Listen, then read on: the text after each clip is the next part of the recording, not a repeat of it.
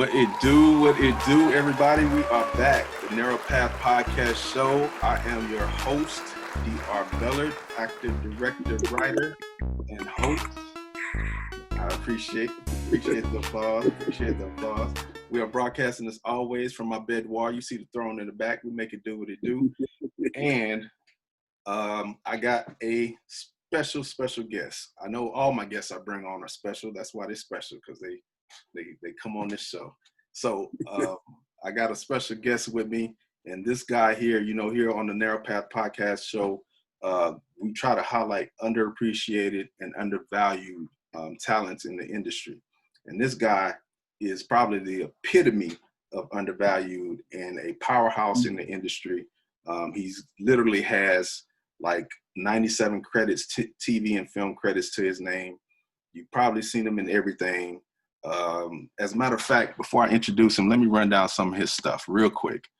He has TV credits, appearances on Charmed, House, The Shield, Law and Order, All My Children, Nip Tuck, The True Blood, Southland, Medium, Numbers, Bone, Sons of Anarchy, Shameless, Grey's Anatomy, NCIS Los Angeles, and many, many other recurring roles such as HBO's The Wire, Showtime's House of Lies, Epic series Get Shorty, and Comedy Central's Tough Crowd with Colin Quinn, and much, much more. And also, he is the star of my award-winning short film, Shot by an Angel, feature film soon to come, star of that as well. Ladies and gentlemen, my Narrow Path Podcast audience, I present to you the great Antonio D. Charity. Thanks, man. An occasional pain in my ass. But he is a good friend of mine, a very, very, very good friend of mine. And I'm so honored and happy to have him on this show. What's up, man? How you doing? I'm good. Can't complain. Can't complain. Well, I could, but what's the point? Well, who's gonna listen? We'll listen, but who's gonna? Exactly. Yeah. So I'm gonna ask you. So I'm gonna start out with the same question I ask all my guests so far. How's 2020 been treating you, man? Good. From all aspects, good, personal, professional, spiritual, economical. It's been good. It's been good. Overall, yeah. Overall, care to elaborate?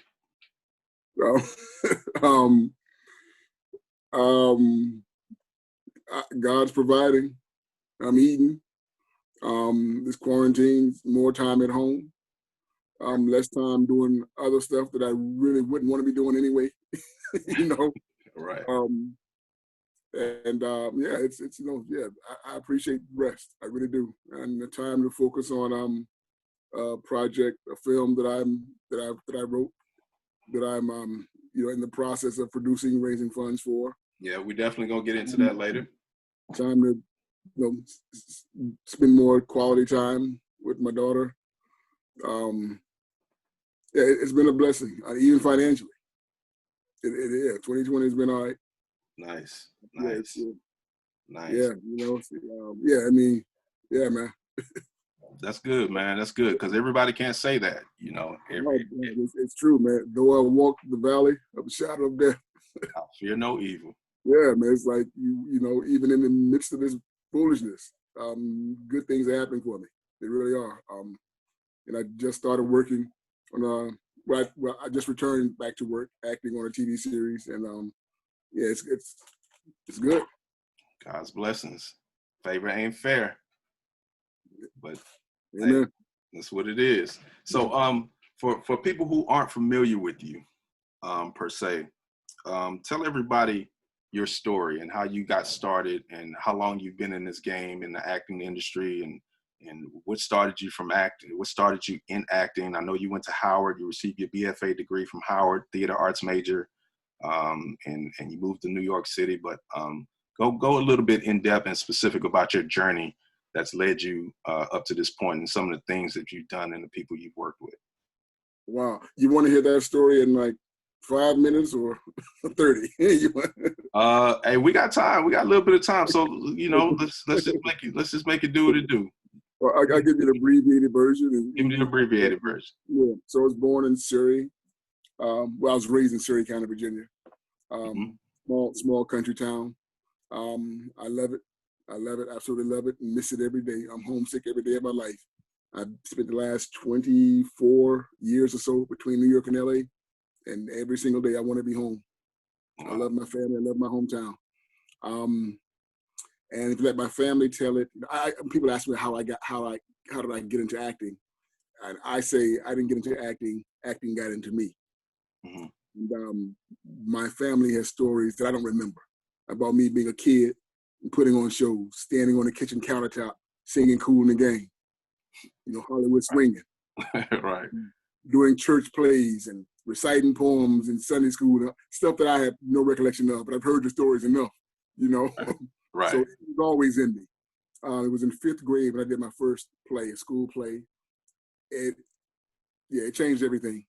I had a lot of fun doing it, but I got a wonderful response from people who saw it. Right. So when I got in high school, I joined the drama club, and same thing. I got a wonderful response from people after my first performance in high school in the drama club. I was in the 9th grade. And you caught that bug, didn't you? Yeah, again, the bug was always there. Right. But that's when I decided I'm going to commit to this. I was 14 years old, maybe 15. And I committed that this is what I'm going to do because people told me I was good at it and that I should pursue it. Graduated, went to Howard University, HU. I was a theater major.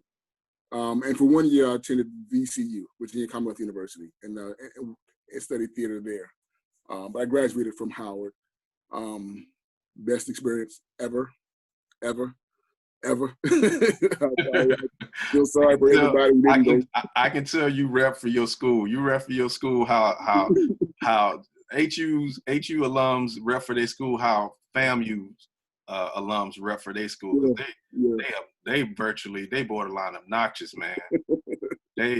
God. I was funny. I said, that's funny.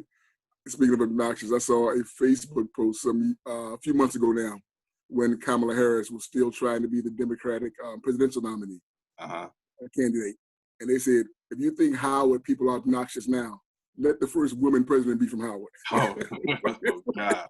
Can you imagine? God, you're a rap. Yeah.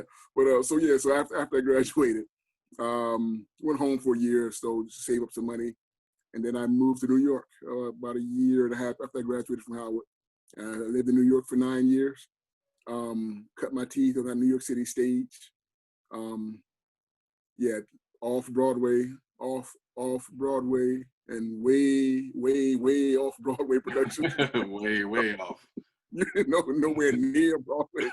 The small black box theater. Yeah, but I did a lot of theater, and that helped me to grow tremendously as an actor. And after 9 years in New York, I moved to LA, and I've been here for 15 years now. So let me ask you, what being a theater major, I'm a theater major myself, what do you gravitate more towards, theater or film or TV? Well, first, I'm a husband and a father, so I need to pay the bills. I'm looking to do film and TV. Right. That's absolutely my focus. That's why I'm here in LA. Right. But theater is my first love. Theater is what I'm most passionate about. But theater takes a lot of time. Yes. A lot of energy, a lot of work, and it doesn't pay a lot of money, if any money at all. So I haven't done a play now in 6 years. Yes. So it's no. 8 years. Yeah. So I've all but retired from theater. I mean, the right opportunity comes along. What was your last play? What was your last role? Julius Caesar. I played Caesar. Wow. So this was the inaugural production at a new theater company in Encino. It's called the Griot Theater of the West Valley. Griot Theater of the West Valley, and I'm a friend of the director. So he's actually one of my best friends. He's the founder, artistic director. He directed this show.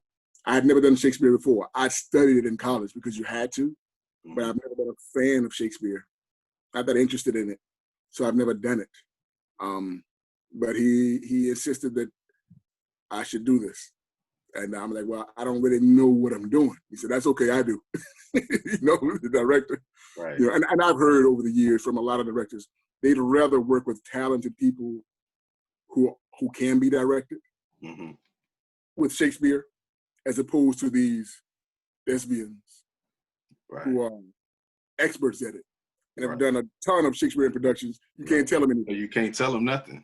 So you can't tell them nothing. So I was malleable, however you say it.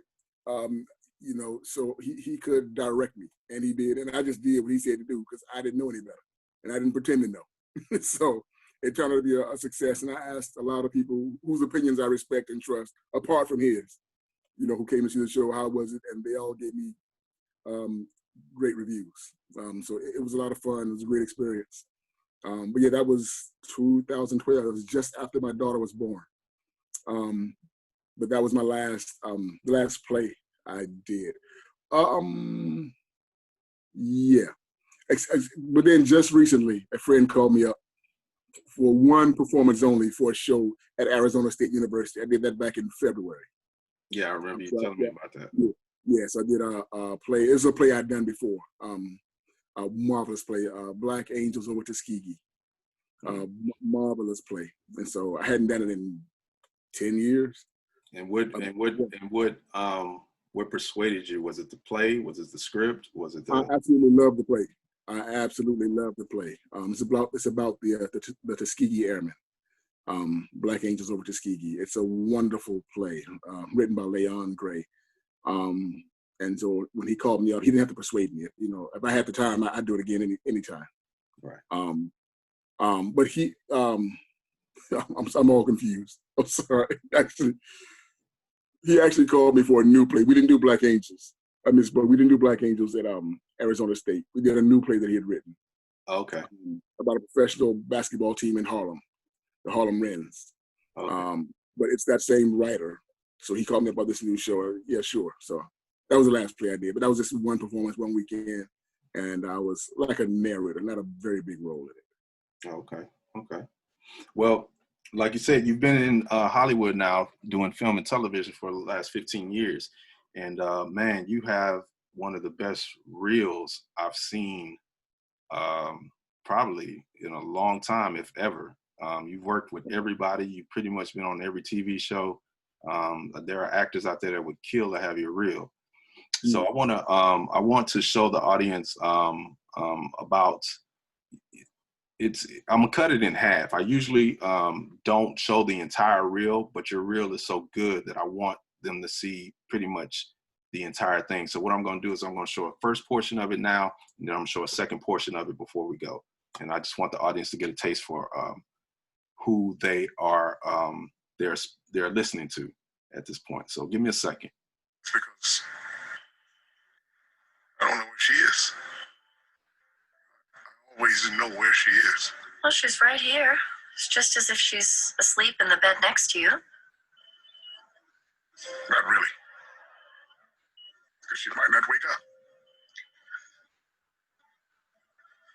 Michael, we are working very hard to solve this. I know. I just want her to come back. Man, that booty just proves there is a God. Hey, you disrespecting my wife. Oh, you mean lips and hips? I'm sorry, baby. Look, how about we go to my van? Now, of course, maybe if the lady didn't always have her squeezables out on display, guys wouldn't be thinking all the time about what they want to do to them.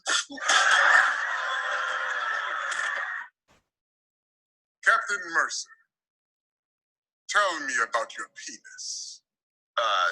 Did I miss a segue of some kind here? Are you, what is the term, circumcised?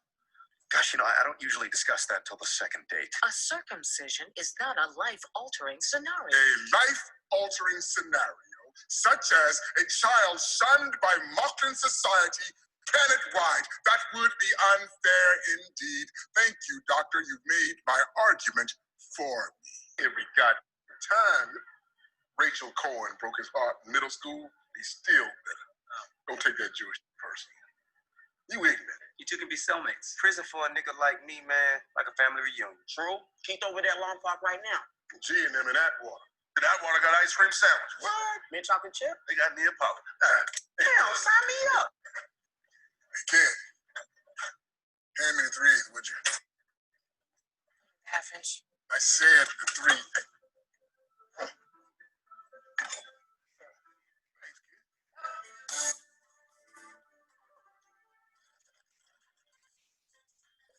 That thing ain't even safe to drive. That's travel. A gig's a gig. Yeah, Why was Charlie trying to kill us? just him. The guy we knew in Chino. Frankie Diamonds, he hired us. But why'd you go after my mom and kids? We didn't go after your family. I don't even know you, man. Like, that wasn't us. Hey, what the man? He's dead. Which one? Stan Kopchak. Yeah. Sorry for your loss. Your family? No, yeah, sort of. Yeah, well, we're not supposed to tell people over the phone when a patient dies, so we usually just say they ain't feeling good. He's fucking cold. Joaquin. He ain't never show up for his overnight shift, so we don't know how long he been laying up in here dead. You got a mortuary you need me to call for you? Pick up the body? Okay.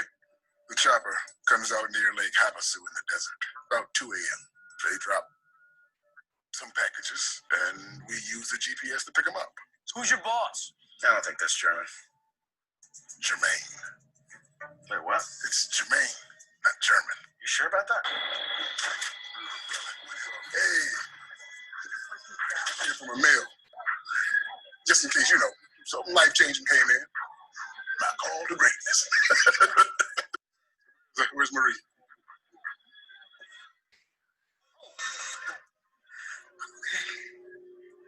It's okay.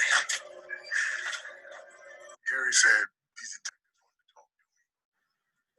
So I went. They said you didn't chill. We're waiting. They're late. My gut. Then these two Jakes roll up. Jamaicans.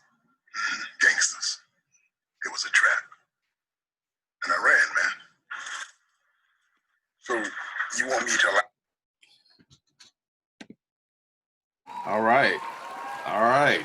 Man, that is greatness, bro. Thanks, man. Thanks. Appreciate it. Talk to me about some of the experiences from what we saw, from what the audience saw. Like, what were some of your best experiences looking back on those shows and those sets and working with those specific people? On those shows, those specific people. Best experiences. I would say the Orville, where I played the alien attorney. Mm-hmm. That was the most fun I've had on camera in a long time.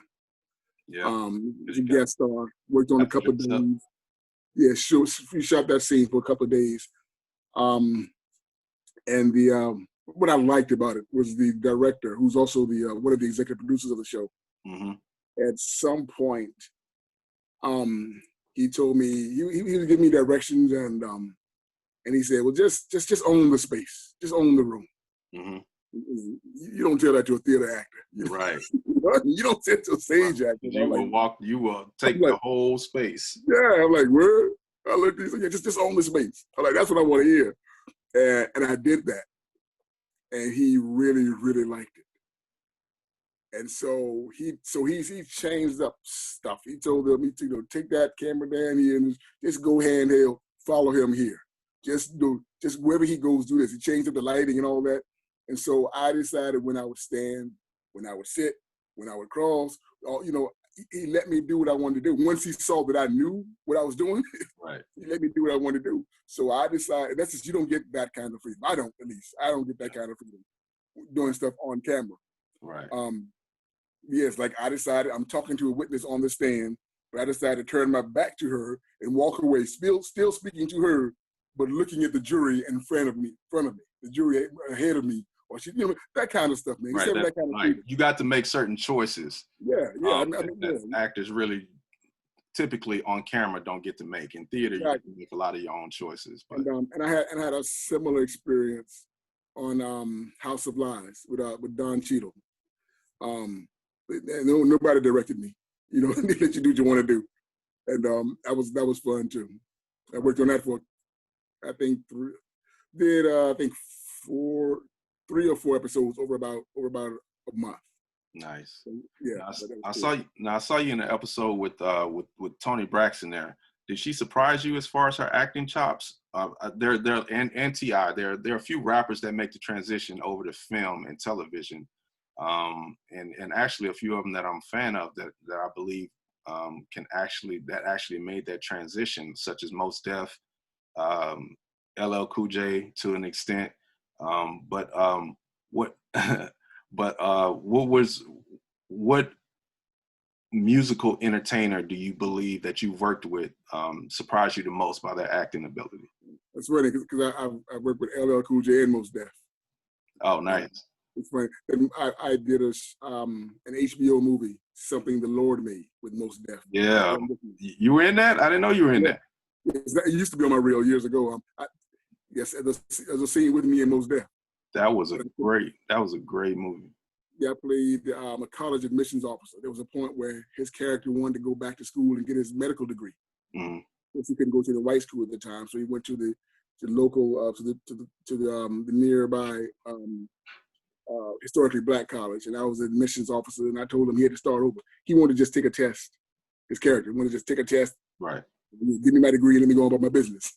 Right. I'm like, now you got to start as a freshman. You got to take math. You got to take English. And he's like, I don't have time for that. I got a wife. I got a family. I got a job. I got work to do. So I had to tell him no. But that's a great scene with me and Mos Def. But by the grace of God, and I love that scene. But I've been blessed over time that I had to take some stuff off my reel that I really, really like. And that's one of those scenes. Otherwise, it'd be like 15 minutes long. Right. Yeah, for real. That's real, man. So it's a blessing. But yeah, I'm always having to contemplate what to get rid of because you don't want it to be. There's no rule per se about how long a reel should be, but I don't want it to be, like I said, I don't want it to be 15 minutes. Right. And speaking of which, I mean that's a good problem to have. That's an excellent problem to have. It is. Like I said, there's some actors out there that would kill for your reel. And speaking of which, I want to go ahead and show the second half of it, and then once we do that, we'll move forward. But I definitely want people to see a nice body of your work. Allow you to dump hazardous material into our yard without paying. I'm saying I don't do it like a 20 spot every time I came. That would be yours to keep. They cost $100 to throw away. You know Linda's my girl, don't you? She don't talk about you. No? She's gonna start talking about me. Actually, we're getting married. I proposed last night. Maybe not. Barksdale, right? Yeah. Listen, I don't know if you can help No. me. Pardon? I said No. What the heck is going on? What the heck is going on? Miles? Mika? We just found out that we have a surprise test tomorrow. Great lie. We've attracted some lies at school lately. Lies? That's it? Why have you been practicing? Our school is private and free. Stop asking questions. Good Make night. it. My mother cooked cream for 5 miles to the river with a basket full of laundry on her head.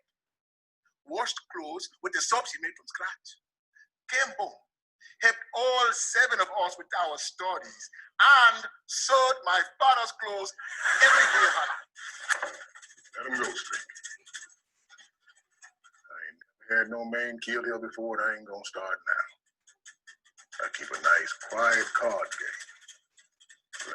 I shot in my place was shot by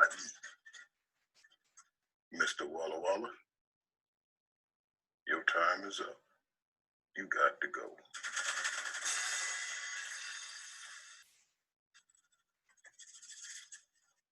No wife, no legs.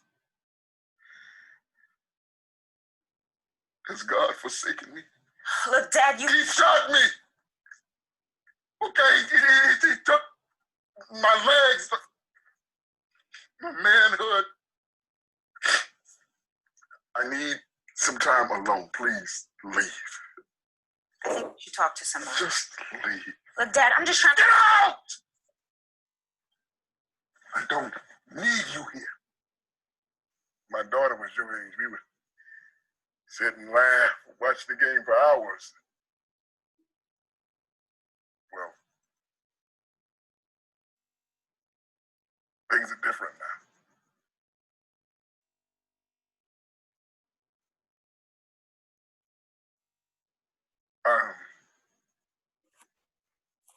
I'm really glad that I got to watch the game with you. Why'd you talk to me?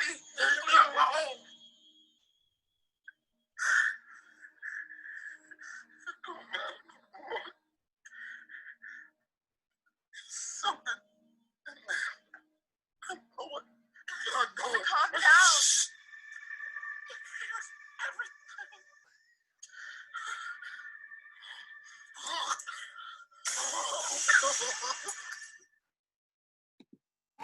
All right, Mr. Antonio D. Charity. Extraordinary range, my friend. Extraordinary range. Out of that set of, I'm sorry. Oh no, I just wondered. Earlier when you asked, I smiled because you asked about Mos Def and LL, and I work with both of them. Mm-hmm. I did a guest star on an episode of NCIS LA as well, and I had a scene with LL, and that, and I asked him about Ti. Right. I did. I asked him because that hadn't been too long before that I did the work on House of Lies with Ti, and I asked LL, I said, you know Ti? He said, yeah, I know Ti. So, Right. but no, it was cool working with them, and Mos Def, Ti, Tony Braxton, Ariana Grande. That's another singer turned actress. I'm not sure what she did first, but she's a singer for real. She's a shown up singer. But I did an episode of Sam and Cat. Had a few scenes with her on that. Right. Yeah. So been a few of those actor singer people I've worked with. Nice. Yeah, a lot of them make that transition successfully, and it's not an easy transition, but some of them do it. And man, definitely great reel, man. As a matter of fact, before we, I want to ask you. I found something interesting on your IMDb page. I can't talk today. That about some past jobs you had outside of the industry. You had a lot of jobs outside of the industry, man. Hold on one second. Let me.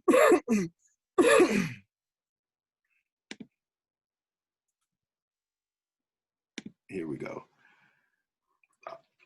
Tell me about past jobs include working at meat packing plant, bartending, waiting tables, New York City real estate agent, security job, teaching children's theater at an after-school program, bagging groceries at Food Line, stocking shelves at 7-Eleven, substitute teaching, cooking cashier at KFC, White Castle, Burger King, McDonald's, and Taco Bell, and background extra work on hundreds of TV shows, films, and commercials. You are a hard-working man. But speaking of past jobs, just I guess about an hour ago now, my wife asked me to bring her a filet of fish. I was taking my little girl to McDonald's. My wife asked my wife if she wanted anything. She said bring her a filet of fish sandwich. So I brought her a double filet of fish.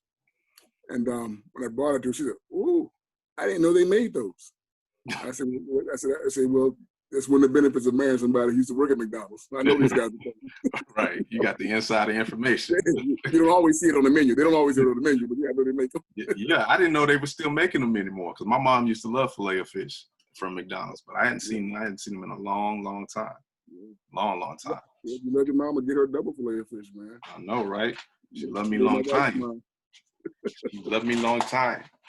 So man, before we close out, I wanna share with the audience a different perspective of you, a different personality side of you. Let them get to know you better in a different way. So I play this game called Would You Rather.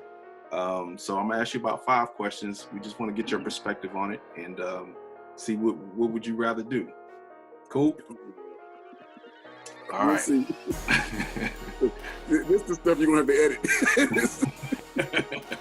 We're gonna keep it in there. Nope, we keep it real. We're gonna keep it 100. We're gonna keep it a buck.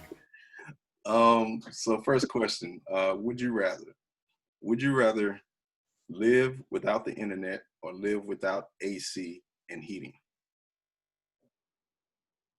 And why?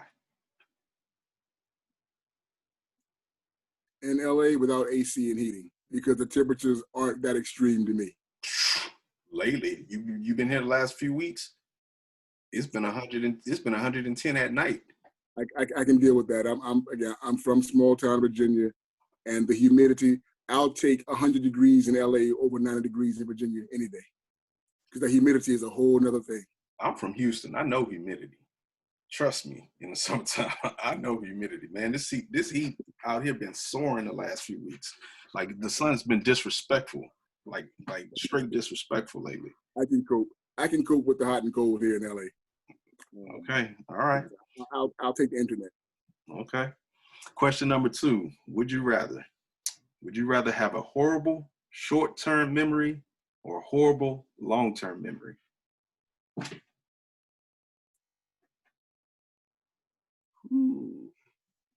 Short term. Why? I'd rather have a horrible short-term memory because my assumption is the things that really matter, those are going to be the things that you want to retain in your long-term memory. The short-term stuff that comes and goes, it's like the weather. So if every day you frustrated because you can't figure out where you left your keys, you can't figure out where you left your glasses, where the TV remote is, what you were supposed to do 5 minutes from now. That wouldn't extremely frustrating. But there's small potatoes. Small potatoes. Okay. There's hiccups, inconveniences. It's interesting. I think the things in life that really matter are the things you need to retain in your long-term memory. Like who not to work with, what church not to go back to, whose food not to eat. You know what I mean? Right. And Karen with the raisins and a potato salad. Right. Who your real friends are, who was there for you. I mean, really, yeah. Big picture, long term is more important than the immediate. That's the shortest way of putting it. That's true. Interesting. We are digging into the mind of Antonio D. Charity, ladies and gentlemen. Question number 3. We got about 3 more questions. Question number 3. Would you rather be completely invisible for one day or be able to fly for one day? Invisible. Why? I can find out all kinds of stuff. I need information. You going secret squirrel on them, huh? Quiet is fun, but it's just fun. You know what I mean? If I can get behind certain doors I haven't been behind before, oh yeah, I would absolutely take that. Absolutely. Okay, I think I agree with you on that one. Yeah, flying wouldn't last too long. That adrenaline wouldn't last too long. Question number 4: Would you rather get one free round trip international plane ticket every year, or be able to fly domestic anytime for free? Domestic anytime for free. Why? I already told you how much I love my hometown. End of story. I'd be there now if I could. The only reason I'm in LA because they don't make movies in Surrey. Okay. Well, Surrey. No place I'd rather be. I'd give me Virginia all day, every day. Virginia lit like that. I lived in Virginia for 6 years, and it was cool. It was I had a love-hate relationship with Virginia. You were in the military when you were there, right? Yeah, but I don't know if I want to be there every weekend though. Norfolk? Yeah, Norfolk, Hampton, Norfolk. Yeah, my hometown's about 45 minutes from Norfolk. Yeah. I was at Langley Air Force Base. Last question. Would you rather live without hot water for showers and baths or live without a washing machine? Without a washing machine. I gotta take baths, at least a couple times a week. You would wash your own clothes? Yeah. I bathe more frequently than I do laundry. That's the most practical, you know what I mean? True. A trip once a week or once every 2 weeks to the laundromat. No. You misunderstanding the question. You can never use a washing machine. You have to hand wash your own clothes from now on. You can never use a washing machine. Still, I can do that. Yeah, I got a tub. I can do that. You can do that? I'd rather do that than try to shower without hot water, yeah. Or bathe without hot water, and I can't do that. Okay. Okay. Interesting.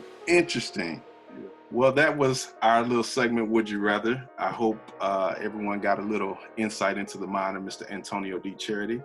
Man, it has been a pleasure talking to you, brother. I appreciate you coming on. Please tell the people what you got coming up, your projects, what you got coming up, and where they can find you on social media, the internet, Facebook, Instagram, YouTube. Tell the people where they can find you and what you got coming up. What I got coming up, earlier this year, I was cast in a new series on Nickelodeon called Danger Force. It's been off of Henry Danger. So you can see me in the pilot episode. We shot it in January. The pilot episode aired March, April, May, somewhere around there. And then, COVID stopped everything. But we just picked up, we just resumed filming. So I shot an episode last week, and they just reached out to me. I'm going to shoot another episode in another couple of weeks. So I got a recurring character on a new Nickelodeon series, Danger Force. You can see me on that. I'm also recurring in a series called Dwight in Shining Armor that comes on BYU TV. It's a cable network and a streaming service, and you can just go to the website too, byutv.com. And you can see me. I did one episode in season 3. This show shoots in Atlanta, so I did it in Atlanta. One episode in season 3, which is already up, and season 4 they just started airing. I'll be at episodes 4 and 5 of season 4, so that'll be coming up in the next 2 or 3 weeks, maybe this weekend. I'm not sure, but within the next 3 weeks, those 2 other episodes should be airing too. So you got a recurring character on those 2 shows, Danger Force and the BYU TV series Dwight in Shining Armor. Just before the city closed down because of COVID, I was going to return to the Orville. I was scheduled to shoot another episode. I was supposed to start working on March 23rd. Yeah, I and remember. Ty and I were sitting there praying. We had our fingers crossed. We had the rabbit's feet, all that stuff. She got the juju juice or whatever they call the powder from Louisiana. Right. No, but we were praying, please don't let the city shut down. Please don't, But they did shut down. Yeah. But whenever the series resumes, whenever the production resumes, I'll be doing another guest star on the Orville. Nice. I'll be returning to that. And so you should see that sometime next year, I imagine. I was inspired to put on my writer, director, producer hat for the first time. So I've written a film called 10 Angry Ken. It deals with the very provocative topic of homosexuality and religion. You can go to charityworksentertainment.com and you'll find that information there. It's all there. Charity Works Entertainment is a production company I founded to do this film, and God willing, I'll do other films as well. But charityworksentertainment.com. Speaking of which, I want to real quick tell everybody that you do work with Boys and Girls Club of America, and you also work with some other nonprofit organizations. Specifically, you started an organization with your wife Taji, Kids in the Spotlight, and I want to shine a brief light on that as well. You guys help foster kids in the system by helping them write and direct and star in their own movies. Yes, that was my wife's. That was her vision, or God's vision for her. Right. I just helped. You know what I mean? Right. I've been there from the beginning, but it's hers. Absolutely. I'm just there to do whatever she says when I can. Right. Kids in the Spotlight. KidsInTheSpotlight.org. Right. Or KITSInc.org. KITS. Kids in the Spotlight Inc.org. KidSinc.org or KidSInTheSpotlight.org. And it is just what Derek said. Teaching kids in foster care to tell their own stories on film. They write and cast and star in their own movies, their own short films. She's been doing that for 10 years now. And I also work with an organization called the Men Formation Project for the past 11 years, where it's a mentoring group for boys in LA. Menformation.org, the Men Formation Project. So yeah, nice. It's a mentoring program for boys in LA. Nice. I'm one of the founding members and program director. Nice. Great stuff. Amazing stuff, man. You're a man of many talents. a very interesting man of many layers. Tell the people where they can find you on social media. On Facebook, Antonio D. Charity. I have a regular page and I have a fan page as well, Antonio D. Charity on Facebook. And on Instagram, Charity Works ENT. Charity Works ENT and 10 Angry Ken. That's on Twitter and Instagram. Charity Works ENT and 10 Angry Ken, K-I-N. That's on Twitter and Instagram. And your agent and management, real quick, in case someone wants to contact you. There you go. I don't even think about them, man. You gotta edit this. We're gonna edit that part out there. I gotta look them up. I gotta go on IMDb, see who they are. I told y'all we keep it real here. Hey, it is. I've been doing my thing, man. When they call, they call. But you know what I mean? That's the way it gotta be, bro. Hey, you gotta get to the point. I do what I know to do, what I can do, and when they call, they call. You know, it's like, I don't even think about them until they call. Hey, that's what it is. No, never mind that part, man. That ain't important, really. That's what's up. Hey, man, listen, it's been a pleasure, man. I know the game is on. I appreciate you taking this time to come on my show during the game. I appreciate you, man. I respect your talent immensely. Thank you for starring in my award-winning short, Shot by an Angel, feature coming soon. Hopefully we can talk about working on that. But thank you. This has been one of my best shows. So thank you for coming on. This, ladies and gentlemen, has been the Narrow Path Podcast Show. Please like, share, and subscribe on the button below if you enjoyed the conversation, and we will do this again, same time, same channel, same bad channel. I wanted to say bad channel. You know I'm old. Same time, same bad channel, same bad time, same bad channel. But this has been a Narrow Path Podcast Show. Thank you for listening. Thank you for watching on this platform and listening on the platform. We can be found on all podcasts, Apple, Spotify, Google, all that stuff on the podcast. We will see you next week. I'm your host, Dr. Bellard. It's been a pleasure. Holla.